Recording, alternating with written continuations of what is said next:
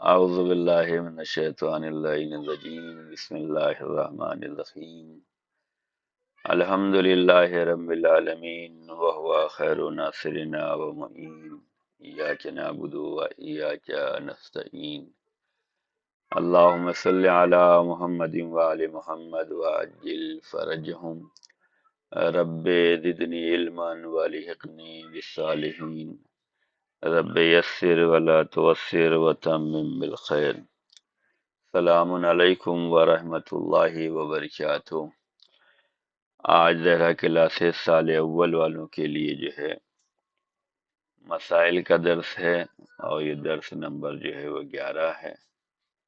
جس میں غسل کے صحیح ہونے کے شرائط پڑھے جائیں گے، مستحب غسل کتنی ہے وہ پڑھے جائیں گے، اور اسی طریقے سے غسل کے احکام بیان کیے جائیں گے۔ حائضہ پر کیا چیزیں حرام ہوتی ہیں، حائضہ پر کیا چیزیں مکروہ ہیں، وہ تمام مسائل آج پڑھیں گے۔ تو درس کو شروع کرتے ہیں۔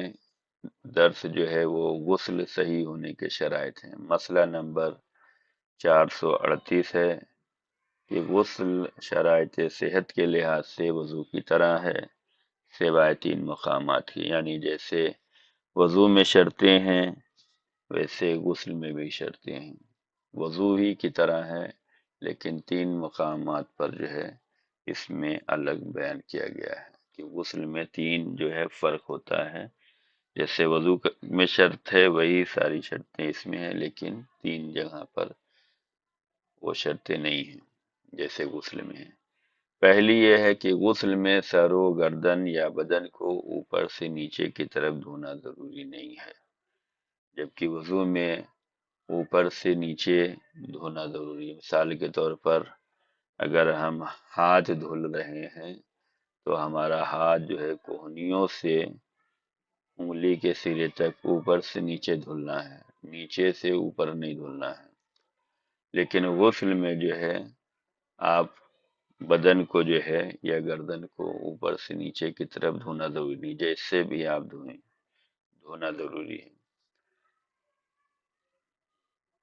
نمبر 2 جو فرق ہے وہ یہ ہے کہ اگر بالوں کے درمیان سے چہرے کی کھال ظاہر نہ ہو تو وضو میں چہرے کے ظاہری بال کو دھونا کافی ہے، یعنی جب آپ سر کا مسح کر رہی ہیں تو کھال ظاہر نہ ہو تو وضو میں جو ہے اس کے ظاہری حصے کو جو ہے مسح کریں گے، اور اس کے نیچے تک پانی پہنچانا ضروری نہیں ہوتا، لیکن غسل میں جو ہے کھال تک پانی پہنچانا ضروری ہے۔ اگر کھال تک پانی نہیں پہنچے گا تو غسل صحیح نہیں ہوگا، یعنی اس میں جو ہے پانی بدن کے ہر حصے تک پہنچنا ضروری ہے۔ نمبر 3 جو فرق ہے وہ غسل ترتیبی میں موالات کی شرط نہیں ہے، جیسے وضو میں موالات کی شرط ہے کہ پے در پے کرنا چاہیے، ایک کے بعد ایک کرنا چاہیے، ترتیب ہو اس میں، لیکن غسل میں جو ہے یہ ترتیب موالات کی شرط نہیں ہے۔ اس بنا پر لازم نہیں ہے کہ سر و گردن کو دھونے کے فوراً بعد بدن کو دھویا جائے، بس اگر سر و گردن دھونے کے بعد انتظار کریں اور کچھ مدت بعد بدن کو دھوئے تو کوئی حرج نہیں ہے، لیکن وضو میں موالات ہے۔ مثال کے طور پہ آپ نے ہاتھوں کی گٹ کو دھلا، اس کے بعد کلی کیا، ناک میں پانی ڈالا، چہرہ دھویا، دایاں ہاتھ دھویا، بایاں ہاتھ دھویا، سر کا مسح کیا، پیر کا مسح کیا، تو یہ موالات ہیں، ترتیب وار ہے، ایک کے بعد ایک کرنا ہی ہے۔ لیکن اگر اس میں جو ہے غسل میں سر و گردن دھو لیا اور اس کے بعد تھوڑی دیر کے بعد جو ہے پھر بدن کا دایاں حصہ دھل رہے ہیں، اور اس کے بعد تھوڑی دیر کے بعد بدن کا بایاں حصہ دھل رہے ہیں، تو یہ غسل ہو جائے گا، کوئی حرج نہیں۔ لیکن وضو میں ایسا نہیں ہوگا، وضو کو فوراً کرنا ہے۔ مسئلہ نمبر 440، غسل التماسی یا ترتیبی میں غسل سے پہلے پورے بدن کا پاک ہونا ضروری نہیں ہے، بلکہ اگر غسل کے قد سے پانی میں جائے یا پانی کے ڈالنے سے بدن پاک ہو جائے تو غسل مکمل ہو جائے گا، لیکن شرط یہ ہے کہ جس پانی سے غسل کر رہا ہے وہ پانی پاک رہے، مثلا کور پانی ہو یا جارے پانی سے وضو کر رہا ہے۔ تو اس مسئلے میں بھی یہ بیان کیا گیا ہے کہ پورے بدن کا پاک ہونا ضروری نہیں ہے، لیکن مستحب یہ ہے کہ پہلے جو نجاست ہے وہ پاک کر لینا چاہیے، اس کے بعد جو ہے وہ غسل کرنا چاہیے۔ لیکن غسل ترتیب التباسی میں یہ کہا گیا ہے کہ پورے بدن کا پاک ہونا ضروری نہیں ہے، بلکہ اگر غسل کی نیت سے، قصد سے، ارادے سے پانی میں جائے یا پانی کے ڈالنے سے بدن پاک ہو جائے تو غسل ہو جائے گا، لیکن ایک شرط ہے یہ ہے کہ جس پانی سے غسل کر رہا ہے وہ پانی پاک رہے، یعنی پر پانی ہے تو کم نہ ہونے پائے، یا جاری پانی سے غسل کر رہا ہے تو۔ مسئلہ نمبر 441، جو چیز بدن تک پہنچنے میں مانع ہو اس کو برطرف کرنا ضروری ہے۔ غسل میں جو ہے پانی جسم کی تہہ تک جانا چاہیے، جسم کی چمڑی تک جانا چاہیے، تو اس پانی کے پہنچنے میں کوئی چیز مانع نہ ہو، مثلا کوئی ایسی چیز نہ لگی ہو جو آپ کے بدن پر پانی کو پہنچنے سے روک دے۔ اگر اس کے برطرف ہونے کا اطمینان حاصل ہونے سے پہلے انسان غسل کر لے اور وہ غسل التماسی ہو تو اس کا غسل باطل ہو جائے گا، یعنی پہلے وہ چیز کو ہٹا لینا چاہیے، صاف کر لینا چاہیے جو پانی کے پہنچنے میں رکاوٹ بن رہی ہے، اور اگر اس کے برطرف ہونے کا ہم نے یقین کر لیا ہے کہ ہم جب غسل کریں گے تو یہ برطرف ہو جائے گی خود ہی، اور اس کے بعد غسل التماسی کیا ہے تو یہ غسل جو ہے باطل ہو جائے گا، اس لیے کہ پانی بدن کے ہر حصے تک پہنچنا چاہیے، کوئی رکاوٹ نہیں ہونا چاہیے، اگر رکاوٹ جو چیز پیدا ہو رہی ہے اس کو دھلنا ضروری ہے۔ اب جو ہے مستحب غسل کے بارے میں ہے۔ اسلام کی مقدس شریعت میں بہت سے غسل مستحب ہیں، ان میں سے بعض یہ ہیں۔ غسل جمعہ، جمعے کے دن جو ہے غسل کرنا مستحب قرار دیا گیا ہے۔ اس کا وقت جمعے کے دن اذان صبح سے لے کر غروب آفتاب تک ہے۔ بہتر ہے کہ ظہر کے نزدیک بجا لایا جائے غسل، اور اگر ظہر تک غسل انجام نہ دے تو بغیر ادا اور قضا کی نیت کیے ہوئے غروب تک غسل بجا لائے۔ یہاں پر غسل کی نیت کیا ہوگی؟ وہ یہ ہے کہ غسل جمعہ میں کرتا ہوں یا غسل جمعہ میں کرتی ہوں قربتاً اللہ۔ کوئی بھی غسل، جو بھی غسل آپ کر رہی ہیں یا کر رہے ہیں، تو وہاں پر اس غسل کا نام لینا چاہیے، کہ مثال کے طور پہ جمعے کا دن کے غسل کر رہے ہیں تو یہ مستحب ہے، یا واجب غسل کر رہے ہیں جیسے جنابت کا ہے یا حیض کا ہے تو وہاں پر اس کا نام لینا چاہیے کہ ہم یہ غسل کر رہے ہیں۔ تو غسل جمعہ کی نیت کیا ہوگی؟ غسل جمعہ کی نیت کیا ہوگی اس کو بیان کریں۔ تو یہ غسل جمعہ مستحب غسل میں سے ہے، اور اس کا وقت جو ہے اذان صبح سے لے کر غروب آفتاب تک ہے، اور بہتر ہے کہ ظہر کے نزدیک یہ غسل بجا لایا جائے، اور اگر ظہر کے تک انجام نہ دے سکے تو بغیر ادا اور قضا کی نیت سے کیے ہوئے غروب تک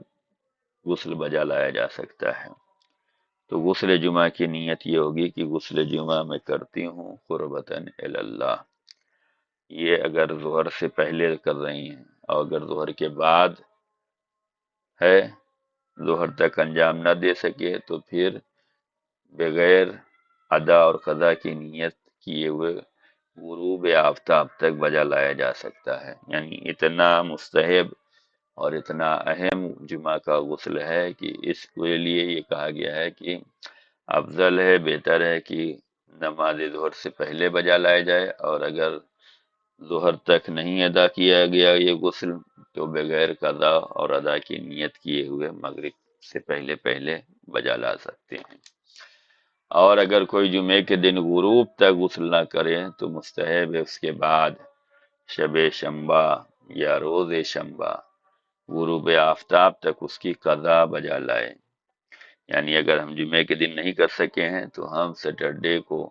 غسل کر سکتے ہیں، سنیچر کو غسل کر سکتے ہیں۔ اگرچہ بہتر ہے کہ غسل جمعہ کی قضا شب شنبہ کو انجام نہ دے، بلکہ روز شنبہ صبح کی اذان سے غروب آفتاب تک بجا لائے۔ اور اگر کوئی جانتا ہو کہ جمعے کے دن پانی نہیں ملے گا تو وہ ایک دن پہلے جو ہے رجا کی نیت سے جو غسل کر سکتا ہے۔ ہمیں معلوم ہے کہ کل اگر جمعہ ہے اور ہمیں پانی میسر نہیں ہوگا یا پانی دستیاب نہیں ہوگا یا ہمارے گھر میں پانی موجود نہیں رہے گا تو اسے چاہیے کہ جمعے کے ایک دن پہلے یعنی تھرسڈے کو، جمعرات کو یا شب جمعہ میں ہی وہ رجا کی نیت سے غسل کر سکتا ہے۔ لیکن جو غسل جمعہ رجعاً انجام دیا ہے وہ وضو سے کفایت نہیں کرے گا۔ اس کا مطلب یہ ہے کہ جب ہم جمعے کے دن غسل کرتے ہیں، غسل جمعہ کرتے ہیں تو نماز پڑھنے کے لیے اب ہمیں اسی غسل سے نماز ہم پڑھ سکتے ہیں، ہمیں وضو کرنے کی ضرورت نہیں ہے۔ لیکن جو غسل ہم نے رجا کی نیت سے یعنی جمعے سے پہلے غسل کیا ہے تو اس سے جو ہے نماز نہیں پڑھ سکتے۔ اس غسل کرنے کے بعد ہمیں جو ہے وضو کرنے کی بھی ضرورت ہے۔ جو جمعے کے دن غسل کریں گے اس کی نیت قربتاً اللہ ہوتی ہے، اور جو غسل جمعہ جو ہے ایک دن پہلے کریں گے اس سے رجعاً جو ہے نیت ہوتی ہے، تو اس میں وضو کفایت نہیں کرے گا بلکہ وضو کرنا پڑے گا، غسل کے بعد وضو کرنا پڑے گا۔ اور مستحب ہے کہ انسان غسل جمعہ کرتے وقت یہ کہے: اشہد ان لا الہ الا اللہ وحدہ لا شریک لہ وان محمدا عبدہ ورسولہ اللہم صل علی محمد وآل محمد واجعلنی من التوابین واجعلنی من المتطہرین۔ یہ پڑھنا چاہیے غسل جمعہ کرتے وقت۔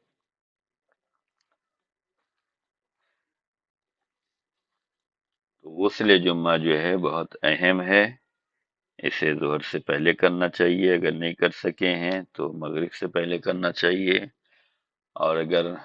جمعے کے دن مغرب تک بھی نہیں کر سکے ہیں تو سنیچر کو قضا کی ادانیت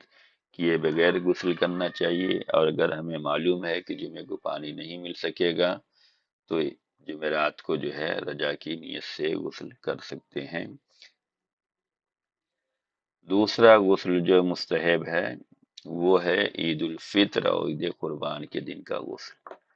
اس کا وقت اذان صبح سے غروب آفتاب تک ہے، اور بہتر ہے نماز عید سے پہلے یہ غسل کر لیا جائے۔ تیسرا جو مستحب غسل ہے وہ ائمہ معصومین علیہ السلام کی زیارت کے لیے غسل ہے، چاہے دور سے زیارت کی جا رہی ہو یا نزدیک سے زیارت کی جا رہی ہو۔ تو یہاں پر دوسرا سوال یہ ہے کہ مستحب غسل بیان کریں، وہ کتنے ہیں؟ تو جمعے کے دن کا غسل مستحب ہے، عید الفطر عید قربان کے دن کا غسل مستحب ہے، اور ائمہ معصومین علیہ السلام کے روضے کی زیارت کے لیے جا رہے ہیں تو اس کا بھی غسل کرنا چاہیے، وہ بھی مستحبات میں آیا ہے۔ اب یہاں پر جو ہے وہ ایک غسل ہوتا ہے جو حائض، یہ عورتوں سے مخصوص ہے۔ حائض کے احکام، جو عورتیں حالت حیض میں ہوتی ہیں ان کو جو ہے حائض کہا جاتا ہے، ان کے اوپر کیا احکام آتے ہیں اسے بھی جاننا ضروری ہے، اس لیے کہ جب تک پاکیزگی نہیں ہوگی طہارت نہیں ہوگی تب تک جو ہے عبادت نہیں کی جا سکتی، لہذا اس غرض سے اس مسئلے کو بھی پیش کرنا ضروری ہے۔ حائض پر بعض امور حرام ہوتے ہیں۔ پہلے اول عبادت جیسے نماز، جو وضو غسل یا تیمم کے ساتھ ادا کرنا ضروری ہے، اور اگر اس طرح کے اعمال کو حائض اس قدر سے کرے کہ یہ عمل شرعاً نیک اور اچھا ہے انجام دے تو اس نے حرام کام کیا ہے۔ مثال کے طور پر کوئی حائضہ عورت جو حالت حیض میں ہے وہ نماز پڑھے اور یہ سوچ کر پڑھے کہ یہ عمل جو ہے شرعاً نیک ہے اور اچھا ہے، تو یہ جو ہے حرام ہو جائے گا۔ کیوں؟ اس لیے کہ نماز جو ہے وہ طہارت میں کی جاتی ہے، اس عالم میں جس عالم میں حالت حیض میں ہے اس پہ نماز آپ پر فرض نہیں ہے، یعنی وہ تمام عبادتیں جس میں وضو غسل یا تیمم کرنا ہوتا ہے اس کو حالت حیض میں انجام نہیں دیا جا سکتا، لیکن ان عبادتوں کو انجام دینا جس میں وضو غسل و تیمم کی ضرورت نہیں ہے اس میں اس عبادت کو انجام دینے میں کوئی حرج نہیں ہے۔ وہ عبادت جس میں وضو غسل و تیمم کی ضرورت ہوتی ہے اس کو حالت حیض میں بجا نہیں لانا چاہیے۔ ہاں اس کی جگہ پر جو ہے آپ تسبیح پڑھ سکتی ہیں، دعائیں پڑھ سکتی ہیں، جس میں جو ہے وضو غسل کی ضرورت نہیں ہوتی اس عبادت کو انجام دے سکتی ہیں۔ نمبر دو، وہ تمام چیزیں جو مجنب پر حرام ہیں اور جنابت کے احکام میں ذکر ہو چکی ہیں وہ حائضہ پر بھی حرام ہیں۔ نمبر تین، حالت حیض میں جو چیز حرام ہو جاتی ہے وہ یہ ہے کہ عورت کی شرمگاہ میں جمع کرنا جو مرد عورت دونوں کے لیے حرام ہے، یعنی کہ اپنی ذمہ داریوں کو سمجھنا چاہیے کہ انسان کو حالت حیض میں جو ہے صحبت نہیں کرنا چاہیے، یہ جو ہے دونوں پر حرام ہے۔ مسئلہ نمبر 494، اگر مرد اپنی بیوی سے حالت حیض میں ہم بستری کرتا ہے تو وہ گنہگار ہے اور لازم ہے کہ استغفار کرے، لیکن کفارہ دینا واجب نہیں ہے، اگرچہ احتیاط مستحب ہے کہ کفارہ بھی ادا کرے، اور اس کے کفارے جو بیان کیے گئے ہیں وہ اس اعتبار سے بیان کیے گئے ہیں کہ اگر حیض کے دنوں کو 3 حصوں میں تقسیم کریں تو حیض کے پہلے حصے میں اگر جمع کرے گا تو کفارہ 1 مسکال سکہ دار سونا، اور اگر درمیانی دنوں میں کرے گا تو آدھا مسکال سونا، اور اگر آخری دنوں میں کرے گا تو 1/4 مسکال سونا جو ہے کفارہ دینا چاہیے، اور یہ مسکال جو ہے شرعی مسکال جو ہے 18 چنے کے برابر ہوتا ہے۔ یہ مرد عورت دونوں پہ حرام ہے کہ حالت حیض میں ہم بستری نہ کی جائے، اگر کر لیا ہے نہ جانتے ہوئے، مسئلے کو نہیں جانتے تھے، کر لیا ہے تو استغفار کرنا چاہیے اللہ کی بارگاہ میں۔ کفارہ واجب نہیں ہے لیکن مستحب ہے، اگر کفارہ ادا کرے تو اس اعتبار سے کر لیں۔ تو یہ وہ 3 چیزیں تھیں جو حالت حیض میں جو ہے حرام ہو جاتی ہیں۔ مسئلہ نمبر 495، اگر مرد کو جمع کے دوران معلوم ہو جائے کہ عورت حائض ہو گئی ہے تو ضروری ہے کہ فوراً اس سے جدا ہو جائے، اور اگر جدا نہ ہو تو گنہگار ہوگا، اور احتیاط مستحب ہے کہ کفارہ بھی دیں،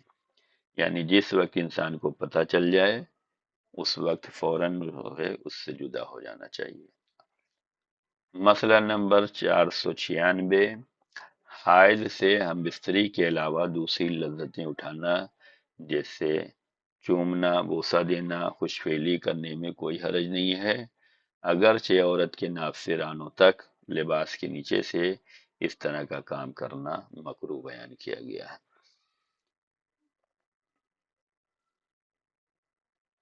عورت کے خون حیض سے پاک ہونے کے بعد اگرچہ غسل نہ کیا ہو اس کا شوہر اس سے جمع کر سکتا ہے، لیکن احتیاط لازم یہ ہے کہ شرمگاہ کو دھونے کے بعد جمع کرے، اگرچہ غسل سے پہلے جمع کرنا مکروہ ہے، اور احتیاط مستحب یہ ہے کہ غسل سے پہلے خصوصاً جب جمع کرنے کی شدید خواہش نہ ہو تو اس سے پرہیز کرنا چاہیے، یعنی غسل حیض کے بعد جو ہے وہ جمع کرنا چاہیے، لیکن اگر غسل حیض سے پہلے بھی کرتے ہیں تو اس میں ممانعت نہیں ہے۔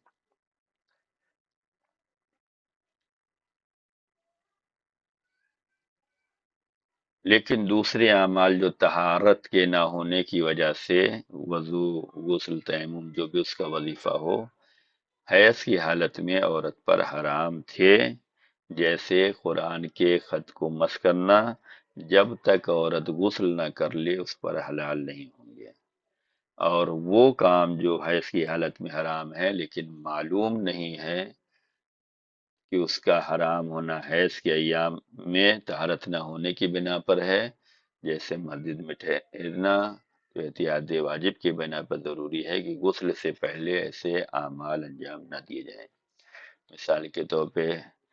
غسل حیض سے پہلے انسان جو ہے قرآن نہ پڑھے، نماز نہ پڑھے، جب تک غسل نہ کر لے تب تک یہ کام نہ کریں۔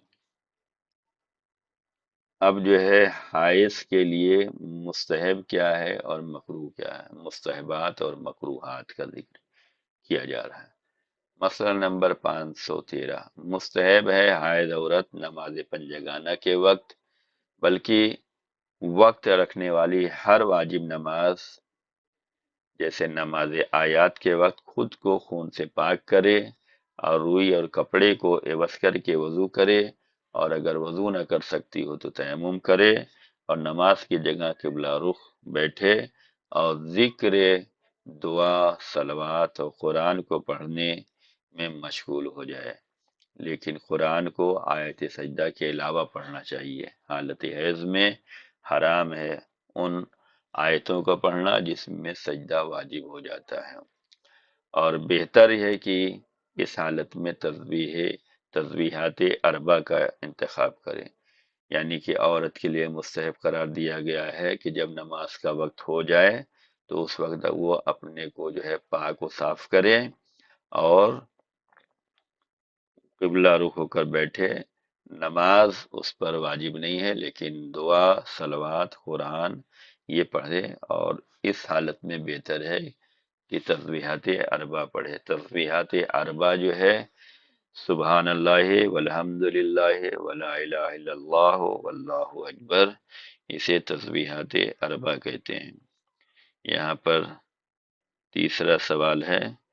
تسبیحات اربع کسے کہتے ہیں، اسے بیان کریں۔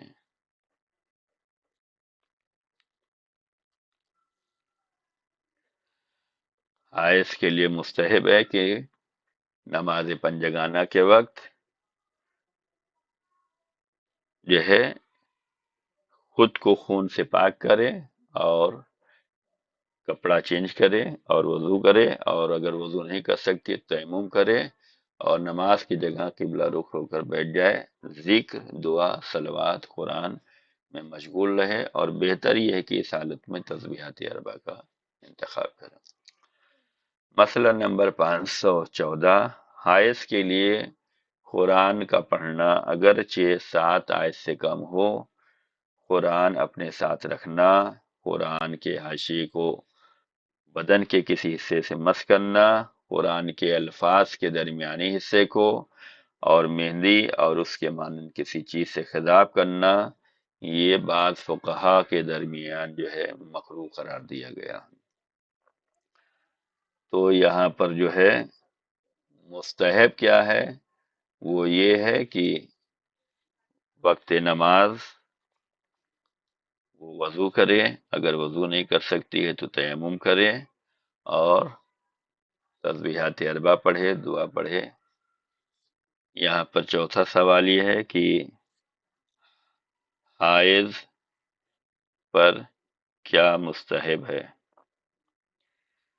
یا مستحبات ہیں اس کو بیان کریں، مستحبات ہیں ان کو بیان کریں۔ ان پر مستحب یہی ہے کہ جب وقت نماز آئے تو اپنے خون کو پاک کریں، کپڑا چینج کریں، وضو کریں، وضو نہیں کر سکتی ہیں تو تیمم کریں، اور جہاں قبلہ رخ ہو کر